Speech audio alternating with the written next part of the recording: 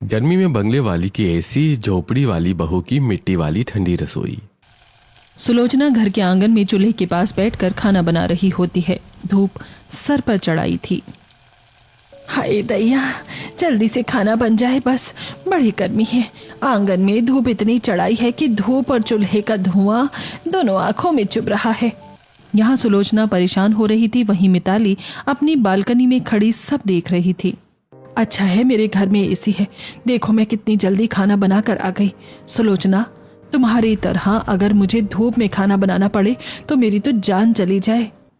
ऐसा ना कहो बहन, जब मुसीबत आती है तो सब करना पड़ता है। तुम तो चूल्हे में बना रही हो, लेकिन तुम्हारी बहू कैसे एडजस्ट करेगी इतनी गर्मी में? आजकल की लड़कियां काफी तेज होती हैं, देख कर लाना। हाँ हाँ बहन जी, चिंता ना करो। उसके बाद सुलोचना फिर से चूल्हे के पास बैठकर खाना बनाने में लग जाती है। माथे से पसीना लगातार टपक रहा था। धूप इतनी तेज थी कि मिट्टी का आंगन भी तपने लगा था। फिर भी सुलोचना बिना शिकायत किए अपने घर के लिए रोटियां सेक रही थी। शाम का समय था।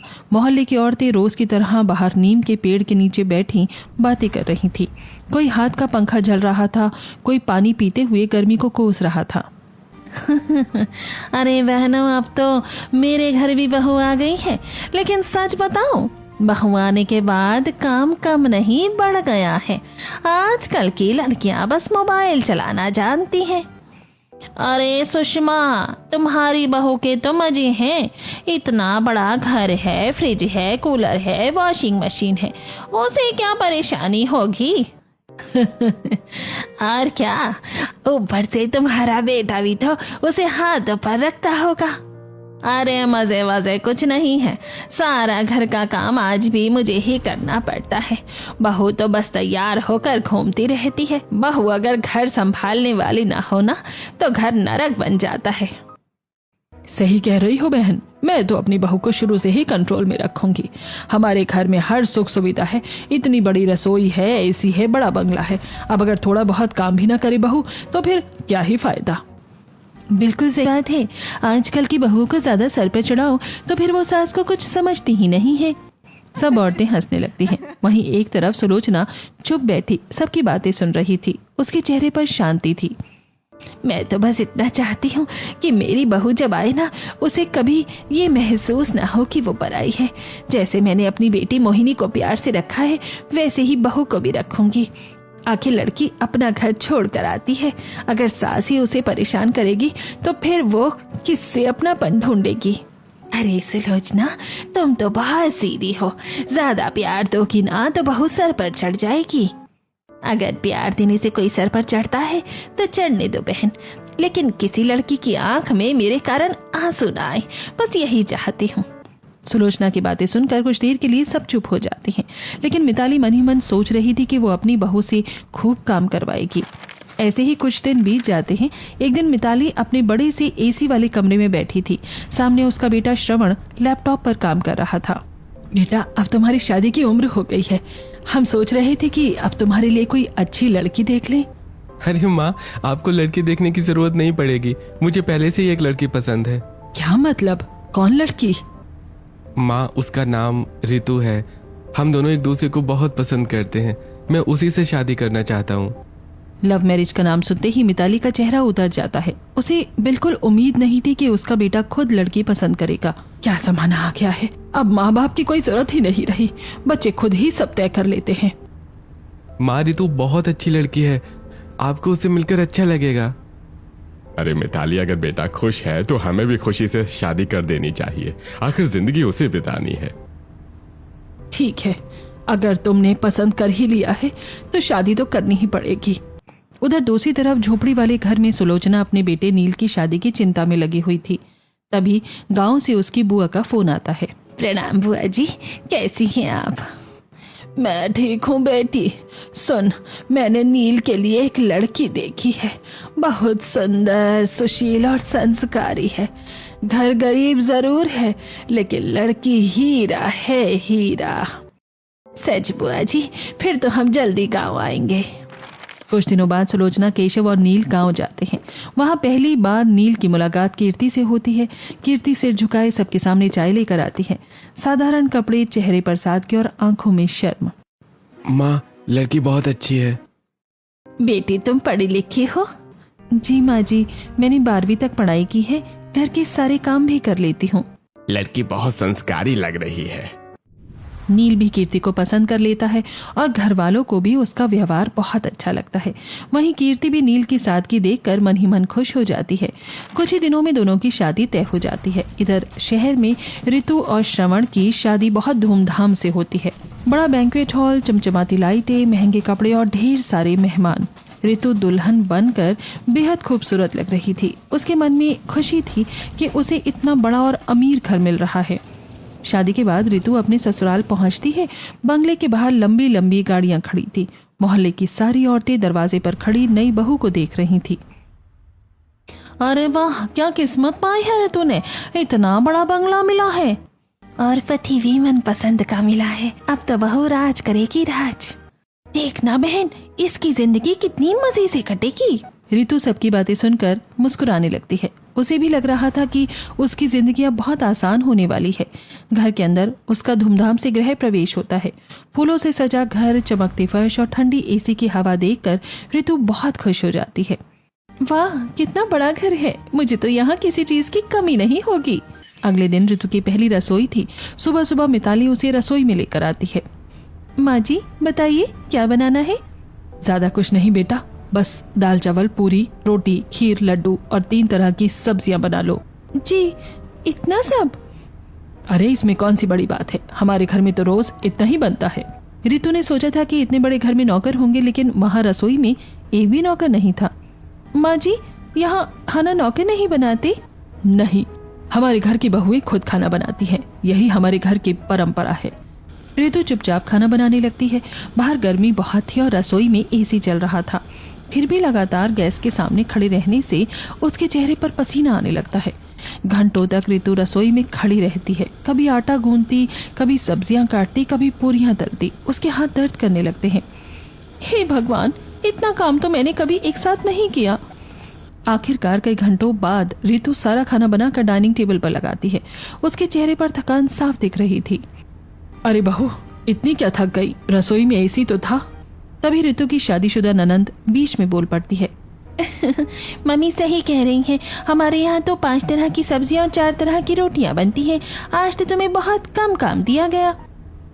लगता है भाभी जी को आदत नहीं है काम करने की। ऋतु चुपचाप ननंद, नंदोई और बाकी सबकी बातें सुनती रहती है। उसे समझ नहीं आ रहा था कि क्या बोले। हाँ, स्वाद ठीक है, लेकिन अगली बार थोड़ा और अच्छा बनाना। बहू, बड़े घर में आई हो तो घर के हिसाब से काम भी सीखना पड़ेगा। ऋतु की आंखें हल्की नम हो जाती हैं, लेकिन वो कुछ नहीं बोलती। उधर दूसरी तरफ उसी दिन कीर्ति और नील की शादी होती है। साधारण मंडप, कम मेहमान, लेकिन चेहरे पर सच्ची खुशी। शादी के बाद कीर्ति बहू बनकर नील के शहर वाले झोपड़ी के घर में आती है। छोटा सा मिट्टी का घर, बाहर टूटी चारपाई और आंगन में चूल्हा। ऋतु अपने बंगले की बालकनी से कीर्ति का गृह प्रवेश देख रही थी। यहाँ एसी वाले घर में मेरा ये हाल है, पता नहीं उस बेचारे का झोपड़ी में क्या हाल होगा, भगवान ही जाने। उधर सुलोचना दरवाजे पर आरती की थाली लेकर खड़ी थी। उसके चेहरे पर सच्ची खुशी थी। आओ बेटी, हमारे घर में तुम्हारा स्वागत है। कीर्ति चावल का कलश गिराकर अंदर आती है। घर छोटा जरूर था, लेकिन अपनापन बहुत था। सुलोचना और कीर्ति की शादीशुदा ननंद मोहिनी बड़े प्यार से कीर्ति का स्वागत करती है। भाभी, घर छोटा है लेकिन प्यार बहुत मिलेगा आपको यहाँ। मुझे बस प्यार चाहिए दीदी, बाकी सब मैं संभाल लूंगी। ऋतु दूर बालकनी से ये सब देख रही थी। एक तरफ बड़ा बंगला था, लेकिन दिलों में कठोरता थी, और दूसरी तरफ छोटी सी झोपड़ी थी, लेकिन वहां रिश्तों में अपनापन था। अगले दिन सुबह सुबह कीर्ति की पहली रसोई थी। सूरज की पहली धूप आंगन में फैल रही थी। मिट्टी के छोटे से आंगन में चूल्हा रखा हुआ था। कीर्ति घूंघट संभालते हुए रसोई के पास आती है। अरे बहू, इतना घबराने की जरूरत नहीं है। पहली रसोई में तुझे ज्यादा कुछ नहीं बनाना, बस थोड़ा सा हलवा बना ले, बाकी खाना हम लोग मिलकर बना लेंगे। लेकिन माँ जी, पहली रसोई में तो बहुत कुछ बनाते हैं ना। अरे नहीं भाभी, इतनी गर्मी में तो नई नई आई है, कहीं परेशान हो गई तो। देखा ना बेटा, धूप कितनी तेज है। ये खुला आंगन दोपहर तक तवा बन जाता है। तू बस हलवा बना, बाकी रोटी सब्जी में और मोहिनी बना लेंगे। कीर्ति की आंखों में हल्की चमक आ जाती है। उसे उम्मीद नहीं थी कि ससुराल में कोई उसका इतना ख्याल रखेगा। मेरा घर भले ही छोटा है, लेकिन यहाँ लोग दिल से अमीर हैं। कीर्ति धीरे धीरे हलवा बनाने लगती है। घी की खुशबू पूरे आंगन में फैल जाती है। अरे वाह, हलवे की खुशबू तो पूरे मोहल्ले में जा रही है। लगता है हमारी बहू बहुत स्वादिष्ट खाना बनाती है। पिताजी, मैंने कहा था ना, कीर्ति बहुत अच्छी है। कुछ देर बाद सब लोग जमीन पर बैठकर पहली रसोई का खाना खाते हैं। अरे भाभी, ये तो बहुत स्वादिष्ट बना है। मेरी बहू के हाथों में तो जादू है। अब तो रोज हलवा बनवाएंगे। सबकी तारीफ सुनकर कीर्ति शर्मा जाती है। उसके चेहरे पर सच्ची खुशी थी। उधर दूसरी तरफ बंगले वाले घर में रितु की जिंदगी बिल्कुल अलग थी। सुबह के 5 बजे थे। रितु नींद से उठकर सीधे रसोई में पहुंच जाती है। पहले चाय, फिर नाश्ता, फिर दोपहर की तैयारी। पूरा दिन बस रसोई में गुजरने लगा था। एसी चल रहा था, लेकिन लगातार गैस के सामने खड़े रहने से उसका चेहरा पसीने से भीग जाता है। बहू, जल्दी करो, श्रवण को ऑफिस जाना है। नाश्ता अभी तक तैयार क्यों नहीं हुआ? माँ जी, बस 5 मिनट, मैं पराठे सेक रही हूँ। भाभी, आप तो बहुत धीरे काम करती हो। हमारे घर का काम करने की आदत डालनी पड़ेगी। रितु चुपचाप काम करती रहती। सुबह का नाश्ता खत्म होते ही दोपहर के खाने की तैयारी शुरू हो जाती। माँ जी, थोड़ा बैठ जाऊं क्या? बहुत गर्मी लग रही है। अरे बहू, इतनी सी रसोई में थक गई तू। ऊपर से एसी भी चल रहा है। काम चोरी मत कर। गांव की औरतें देखो कितनी मेहनत और कैसे मेहनत करती हैं।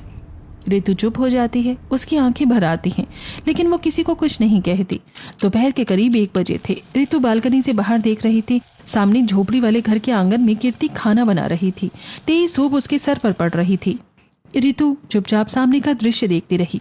मिट्टी की रसोई में सब लोग हंसते बोलते साथ खाना बना रहे थे। कोई किसी पर हुक्म नहीं चला रहा था, कोई ताने नहीं दे रहा था।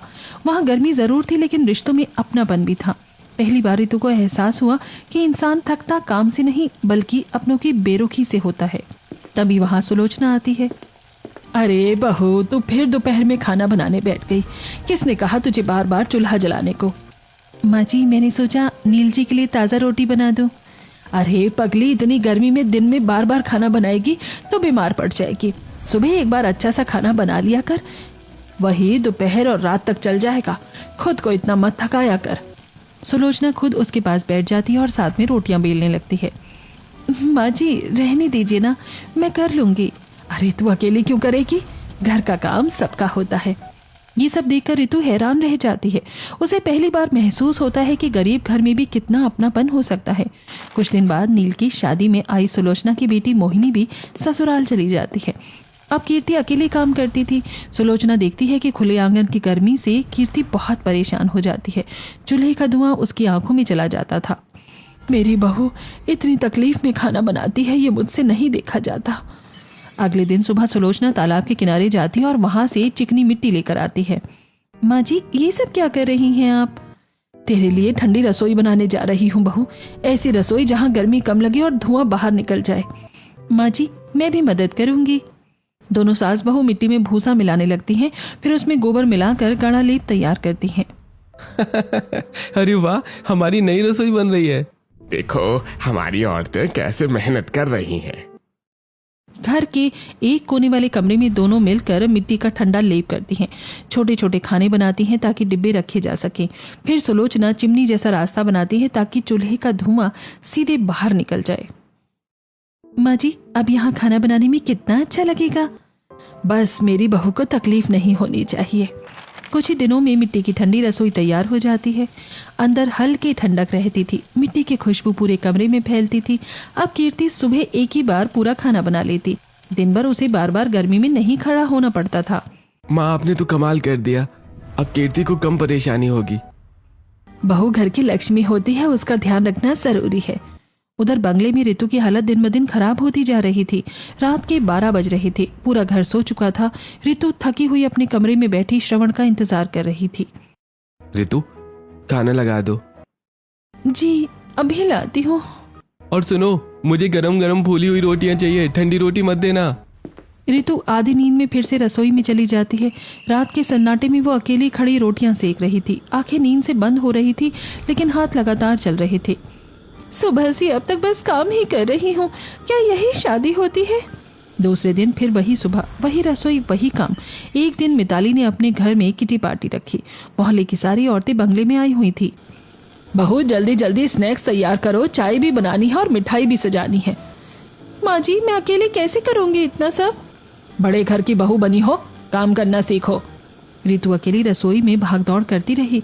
कभी समोसे तलती, कभी चाय बनाती, कभी प्लेट सजाती। उसके हाथ जल जाते हैं। भाभी जल्दी करो ना, मेहमान इंतजार कर रहे हैं। उधर उसी दिन सुलोचना के घर भी कुछ औरतें कीर्ति को देखने आती हैं। अरे सुलोचना, नई बहू कहाँ है? नमस्ते चाची जी, मैं अभी चाय लेकर आती हूँ। कीर्ति अकेली चाय और नाश्ते की तैयारी करने लगती है, तभी सुलोचना अंदर आ जाती है। अरे बहू तू अकेली क्यों कर रही है? ला मैं भी मदद करती हूँ। माँ जी मेहमान आए हैं, मैं कर लूंगी। अरे मेहमान तेरे अकेले के थोड़ी हैं। दोनों सास बहू मिलकर चाय और नाश्ता लेकर बाहर आती हैं। अरे वाह, बहू के होते हुए भी सास काम कर रही है। ज्यादा सर मत चढ़ाओ बहू को। नई नई आई है बहू, सर किसे चढ़ाना, ये तो मेरी बेटी जैसी है। अगर मैं इसकी मदद कर दूंगी तो कौन सा आसमान टूट पड़ेगा। कीर्ति ये सुनकर भावुक हो जाती है। उसकी आंखों में आंसू आ जाते हैं। ऐसे ही कुछ दिन बीत जाते हैं। रितु अब पूरे घर का सारा काम संभालने लगी थी। बाजार से सामान लाना, रसोई संभालना, सफाई करवानी, सबकी पसंद का खाना बनाना, लेकिन फिर भी कोई उसकी तारीफ नहीं करता था। बहू दाल में नमक थोड़ा कम है और रोटी भी ज्यादा नरम नहीं बनी। रितु चुपचाप सब सुनती रहती। शादी के कुछ दिनों बाद भाभी को परेशान करके श्वेता अपने ससुराल चली जाती है। यहाँ रितु ससुराल में परेशान थी, वहीं दूसरी तरफ कीर्ति के साथ घरवाले हर काम में हाथ बटाते। नील भी कीर्ति का बहुत ध्यान रखता था। एक रात नील देर से घर आता है। मैं आपके लिए खाना गर्म कर देती हूँ। अरे नहीं, रहने दो, तुम पूरे दिन काम करती हो। मैं ठंडा खाना खा लूंगा, लेकिन तुम्हें परेशान नहीं होने दूंगा। लेकिन मुझे अच्छा लगता है आपके लिए खाना गर्म करना, और मुझे अच्छा लगता है तुम्हारा ख्याल रखना।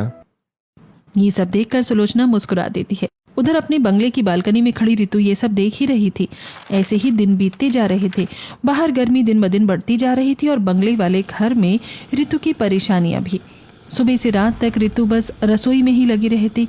कभी चाय, कभी नाश्ता, कभी दोपहर का खाना, कभी शाम का स्नैक्स। उसका पूरा दिन गैस के सामने गुजरता था।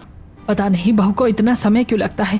इतनी बड़ी एसी वाली रसोई है, फिर भी काम ढंग से नहीं होता इससे।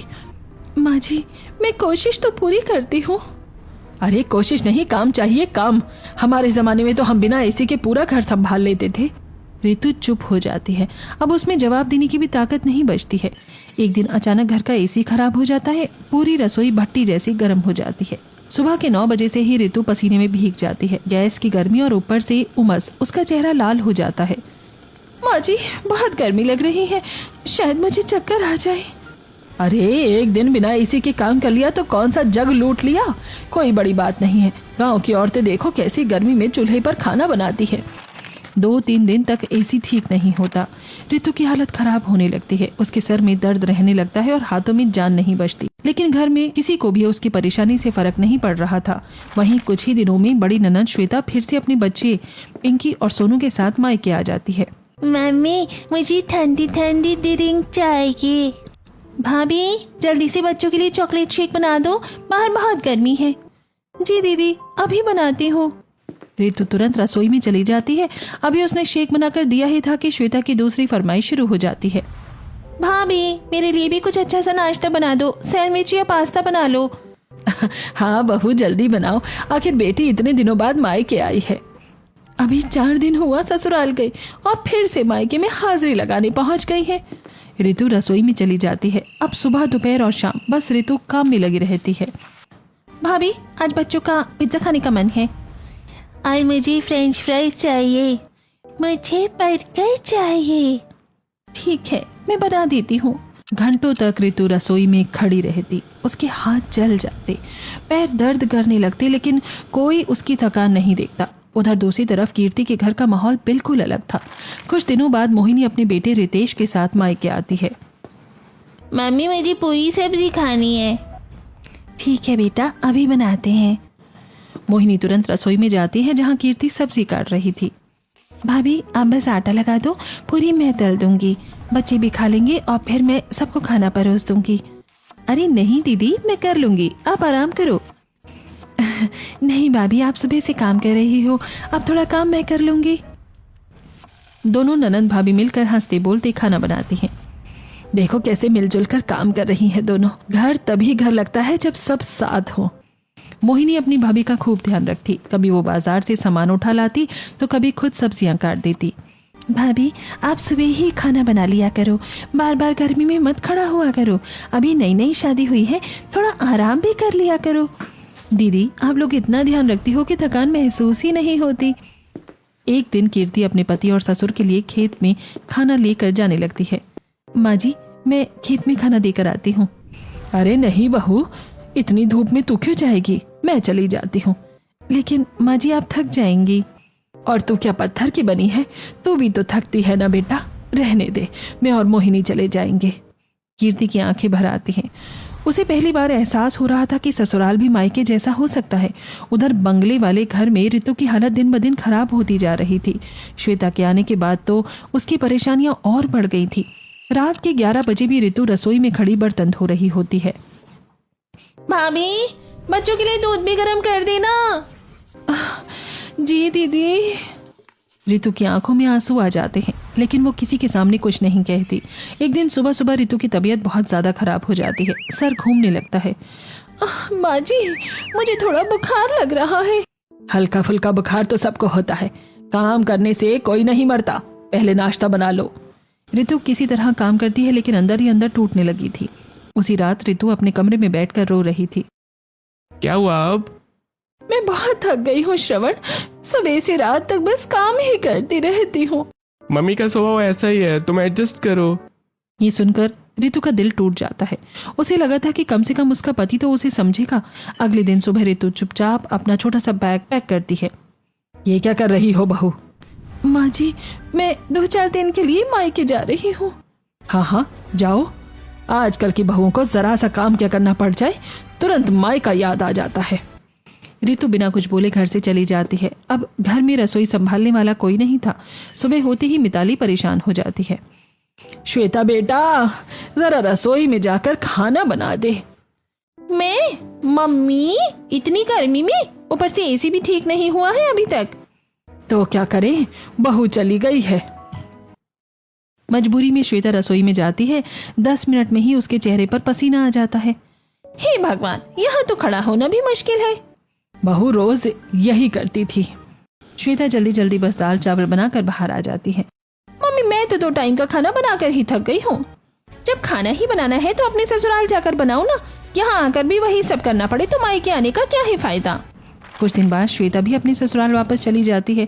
अब घर और ज्यादा सूना लगने लगता है। कुछ दिनों बाद ऋतु मायके से वापस ससुराल आती है। बहुत याद आ रही थी मायके की। माँ जी बस मम्मी की याद आ रही थी इसीलिए चली गई थी। मैं तेरे सारे बहाने जानती हूँ। मेरी बेटी आई और तुझे तकलीफ होने लगी। तेरी वजह से मेरी बेटी नाराज होकर चली गई। मैंने ऐसा कुछ नहीं किया है माँ जी। अब ज्यादा सफाई मत दो। ऋतु चुपचाप अपने कमरे में चली जाती है। रात को वो बालकनी में खड़ी सामने कीर्ति के घर को देख रही थी। मिट्टी की छोटी सी रसोई में कीर्ति और सुलोचना साथ बैठकर रोटियां बना रही थी। दोनों हंस भी रही थी। नील पास में बैठा पंखा झल रहा था ताकि कीर्ति को गर्मी ना लगे। इनके पास पैसा नहीं, बड़ा घर नहीं, एसी नहीं, लेकिन फिर भी कितनी शांति है यहाँ। ऋतु पहली बार समझ रही थी कि सुख बड़े घरों और महंगे सामानों से नहीं, रिश्तों के व्यवहार से मिलता है। धीरे धीरे दिन बीतते जा रही थी, लेकिन जितना समय आगे बढ़ रहा था उतनी ही ऋतु की परेशानियां भी बढ़ती जा रही थी। सुबह आंख खुलते ही रसोई और रात को आंख बंद होने तक भी रसोई, यही उसकी जिंदगी बन चुकी थी। वहीं दूसरी तरफ कीर्ति के घर का माहौल बिल्कुल अलग था। छोटा सा मिट्टी का घर जरूर था, लेकिन वहाँ हर रिश्ते में अपनापन था। दोपहर की तेज गर्मी थी। मिट्टी वाली ठंडी रसोई में कीर्ति खाना बना रही थी। तभी नील बाहर से बर्फ लेकर आता है। कीर्ति देखो तुम्हारे लिए क्या लाया हूँ। अरे ये बर्फ? अरे इतनी गर्मी में तुम्हें रसोई में काम करना पड़ता है ना, इसलिए सोचा ठंडा शरबत बना दो, थोड़ा आराम मिल जाएगा। आप मेरा इतना ध्यान क्यों रखते हो? क्योंकि तुम इस घर का ध्यान रखते हो। अगर मैं तुम्हारी परवाह नहीं करूंगा तो कौन करेगा? पास खड़ी सुलोचना दोनों को देखकर मुस्कुरा देती है। भगवान हर लड़की को ऐसा पति दे। उधर बंगले वाले घर में ऋतु अकेली गर्म रसोई में खड़ी थी। उसके चेहरे से लगातार पसीना बह रहा था। बहू दाल में तड़का लगाया है या नहीं? और हाँ, शाम के लिए कटलेट भी तैयार कर देना। जी माँ जी अभी करती हूँ। ऋतु के हाथ दर्द से कांपने लगे थे, लेकिन फिर भी वो बिना रुके काम कर रही थी। इसी बीच एक दिन श्वेता के ससुराल से फोन आता है। हाँ जी समधी जी, नमस्ते। कैसे हैं आप लोग? कैसा नमस्ते बहन जी, पहले अपनी बेटी को समझाइए। यहाँ आकर कोई काम नहीं करती है, सुबह से शाम बस पंखे के नीचे ही बैठी रहती है। अरे ऐसा क्या हो गया? क्या हो गया क्या मतलब? मेरी उम्र हो गई है लेकिन फिर भी मैं रसोई संभाल रही हूँ। आपकी बेटी से 2 रोटी तक नहीं बनती। मम्मी जी, गर्मी सबको लगती है लेकिन घर के काम भी तो करने पड़ते हैं ना। श्वेता हर समय बस आराम चाहती है। ये सुनते ही मिताली का चेहरा उतर जाता है। अच्छा, मैं बात करती हूँ उससे। फोन करते ही मिताली सोच में पड़ जाती है। पहली बार उसे एहसास होता है कि शिकायत सुनना कितना बुरा लगता है। उसी शाम श्वेता मायके आती है। उसका चेहरा उतरा हुआ था। ये सब क्या सुन रही हूँ मैं? तेरे ससुराल वाले शिकायत कर रहे थे कि तू कोई काम नहीं करती। मम्मी वहाँ बहुत काम करवाते हैं, गर्मी में मेरी हालत खराब हो जाती है। मिताली को अचानक रितु की याद आती है। उसे एहसास होने लगता है कि वही सब तो वो अपनी बहू के साथ भी करती थी। रात को श्वेता चुपचाप रितु के कमरे में आती है। दीदी आप? भाभी मुझे माफ कर दो। अरे दीदी कैसी बातें कर रही हो आप? मैं आपको कितना ताना मारती थी, दिन भर आपसे काम करवाती थी, लेकिन आज मेरे साथ भी वही सब हो रहा है। अब मुझे एहसास हो रहा है कि आपने कितना सहा होगा। दीदी सच कह रही हूँ भाभी, जब खुद पर गुजरती है ना तब दर्द समझ आता है। मुझे माफ कर दो। रितु की आंखें भी नम हो जाती हैं। दीदी आप बड़ी हो, ऐसे मत बोलो। बस अब सब ठीक हो जाएगा, यही काफी है। कुछ दिनों बाद मिताली का जन्मदिन आने वाला था। इस बार रितु ने सोचा था कि चाहे कुछ भी हो जाए वो अपनी सास का जन्मदिन अच्छे से मनाएगी। माँ जी इस बार आपका बर्थडे मैं पूरी तैयारी से मनाऊंगी। इतनी मेहनत क्यों कर रही हो बहू? क्योंकि आप मेरी माँ जैसी हो। मिताली ये सुनकर थोड़ा भावुक हो जाती है लेकिन कुछ कह नहीं पाती। जन्मदिन वाले दिन सुबह से ही रितु तैयारी में लग जाती है। कहीं सजावट हो रही थी, कहीं खाना बन रहा था। मेहमानों के लिस्ट, स्नैक्स, मिठाई सब कुछ रितु अकेले संभाल रही थी। भाभी मैं भी मदद कर देती हूँ। नहीं दीदी आप मेहमानों को संभालो, यहाँ मैं कर लूंगी। रितु बहुत प्यार से बर्थडे केक तैयार कर रही थी। उसने पहली बार खुद से इतना बड़ा केक बनाया था। बस ये केक अच्छे से बन जाए, माँ जी खुश हो जाएंगी। लेकिन तभी अचानक ओवन से चिंगारी निकलती है और ओवन खराब हो जाता है। कुछ ही सेकंड में केक जल जाता है। हे भगवान अब क्या होगा, सारे मेहमान आने वाले हैं। रितु घबरा कर बालकनी में इधर उधर घूमने लगती है। उसकी आंखों में आंसू भी आ जाते हैं। तभी सामने से कीर्ति उसे परेशान देख लेती है। अरे रितु दीदी क्या हुआ, आप इतनी परेशान क्यों हो? मेरा केक जल गया है, ओवन भी खराब हो गया, अब बर्थडे कैसे होगा? माँ जी बहुत नाराज होंगी। बस इतनी सी बात, आप टेंशन मत लो, मेरे पास उपाय है। उपाय? कीर्ति तुरंत अपने घर जाती है। मिट्टी वाली रसोई में चूल्हा जलाती है। क्या हुआ बहू, इतनी जल्दी जल्दी क्या कर रही है? माँ जी रितु दीदी का केक जल गया है, मैं चूल्हे पर केक बना रही हूँ। बहुत अच्छा कर रही है बेटी, जल्दी मदद कर दे उसकी। कीर्ति तेजी से केक का बैटर तैयार करती है। फिर बड़े बर्तन में नमक डालकर देसी तरीके से चूल्हे पर केक बेक करने लगती है। उधर रितु मेहमानों को संभाल रही थी लेकिन उसका दिल घबराहट से धड़क रहा था। अरे बहू केक तैयार हुआ कि नहीं? जी बस आ रहा है। कुछ ही देर बाद कीर्ति सुंदर सा केक लेकर बंगले में आती है। रितु दीदी आपका केक तैयार है। सच में? रितु केक देखकर हैरान रह जाती है। चूल्हे पर बना केक इतना सुंदर और मुलायम था कि कोई पहचान ही नहीं सकता था। थैंक यू कीर्ति, आज तुमने मेरी इज्जत बचा ली। पड़ोसी ही पड़ोसी के काम आते हैं दीदी। तभी मिताली वहां आ जाती है। इन्हें किसने बुलाया? रितु पहली बार आत्मविश्वास से बोलती है। माँ जी मैंने बुलाया है। अगर कीर्ति नहीं होती ना आज तो बर्थडे खराब हो जाता। उसने सही समय पर मेरी बहुत मदद की है। मिताली कुछ पल के लिए चुप हो जाती है। फिर वो केक काटती है। सभी लोग केक की बहुत तारीफ करते हैं। अरे वाह, इतना स्वादिष्ट केक तो मैंने पहली बार खाया है, बिल्कुल बेकरी जैसा बना है। मिताली धीरे धीरे सब समझने लगी थी। उसे एहसास हो रहा था कि गरीब होना और दिल का छोटा होना दोनों अलग बातें होती है। केक कटिंग के बाद मिताली सबके सामने खड़ी होती है। आज मैं कुछ कहना चाहती हूँ। सभी लोग चुप हो जाते हैं। मैंने हमेशा पैसों और बड़े घर का घमंड किया है। मुझे लगता था कि गरीब लोग हमसे छोटे होते हैं, लेकिन आज मुझे समझ आया कि असली अमीरी दिल की होती है। मिताली रितु और कीर्ति दोनों के पास जाती है। रितु बहू, मैंने तुम्हें बहुत तकलीफ दी, हमेशा ताने दिए, मुझे माफ कर दो। माँ जी ऐसा मत कहिए। अरे कीर्ति, तुमने बिना बुलाए भी हमारी मदद की। मैंने हमेशा तुम्हें गरीब समझकर छोटा माना, लेकिन आज तुमने साबित कर दिया कि इंसानियत सबसे बड़ी दौलत होती है। रहने दीजिए माँ जी, बड़े लोग माफी नहीं मांगते। नहीं बेटी, गलती की है तो माफी भी मांगूंगी। सुलोचना ये सब देखकर मुस्कुरा देती है। इंसान जब अपनी गलती समझ जाए ना, वही सबसे बड़ी बात होती है। उस दिन के बाद मिताली का व्यवहार बदलने लगता है। अब वो रितु को हर काम में अकेला नहीं छोड़ती थी। कभी खुद सब्जी काट देती, कभी चाय बना देती। बहू, आज ज्यादा गर्मी है, तू आराम कर ले। खाना मैं और श्वेता मिलकर बना लेंगे। सच माँ जी? हाँ, आखिर तू भी तो इस घर की बेटी जैसी है। उधर कीर्ति और मिताली भी अब आपस में सुख दुख बांटने लगी थी। कभी मिताली मिट्टी वाली ठंडी रसोई में बैठकर चाय पीती, तो कभी कीर्ति बंगले में आकर रितु के साथ बातें करती। अब दोनों घरों के बीच अमीरी गरीबी की दीवार नहीं रही थी, सिर्फ रिश्तों का अपनापन बचा था। शाम का समय था, ठंडी हल्की हवा चल रही थी। मिट्टी वाली ठंडी रसोई के बाहर चारपाई बिछी हुई थी, जहां मिताली, सुलोचना, रितु और कीर्ति साथ बैठी बातें कर रही थी। अरे सुलोचना, सच कहूँ, तुम्हारी ये मिट्टी वाली रसोई एसी से भी ज्यादा ठंडी लगती है। और इसमें जो प्यार मिला है ना बहन, इसे ठंडा बनाता है। माँ जी, अब तो आपको यहाँ की चाय की आदत पड़ गई है। हाँ बहू, अब बिना यहाँ आए मन ही नहीं लगता है। तो फिर रोज आ जाया कीजिए। सभी जोर जोर से हंसने लगते हैं। उस शाम दोनों परिवारों के बीच सिर्फ रिश्तों की मिठास बची थी। अमीरी गरीबी का फर्क खत्म हो चुका था। अरे वाह, यहाँ तो पूरी महफिल जमी हुई है और हमें किसी ने बुलाया भी नहीं। अब दोनों परिवार मिलजुल कर खुशी से रहने लगे थे। अमीरी बंगले से नहीं, इंसान के व्यवहार से पहचानी जाती है, जहाँ रिश्तों में अपनापन और दिलों में सम्मान हो।